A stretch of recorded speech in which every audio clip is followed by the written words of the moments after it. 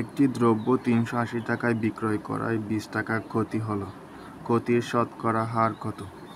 এগুলো 20তম BCS আসছিল, school নিবন্ধন 2তে আসছিল, এরপর হচ্ছে যে প্রাইমারি শিক্ষক নিবন্ধন আসছিল, প্রাইমারিতেও আসছিল। তাহলে এগুলো আমরা কীভাবে 30 সেকেন্ডের মধ্যে আনসার করব? এখানে আমাদের বলছে ক্ষতি আর হচ্ছে শতকরা, শতকরা আর ক্ষতি হার বের করতে বলছে, ক্ষতির শতকরা হার।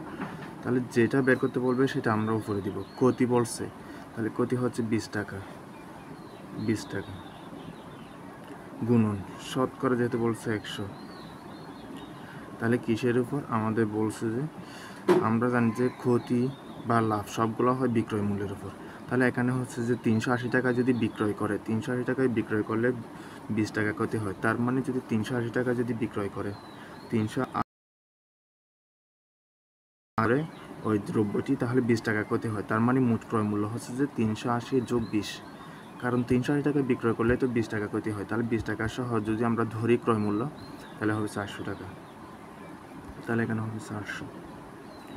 তাহলে এখন আমরা যদি কাটি, 2 শূন্য 2 শূন্য কাটা গেছে, তাহলে 7 দিয়ে যদি 20 রে কাটি 5 বার, তার মানে 5 একে 5, তাহলে হবে 5%। তাহলে এখানে উত্তর হবে খ, গ নম্বর।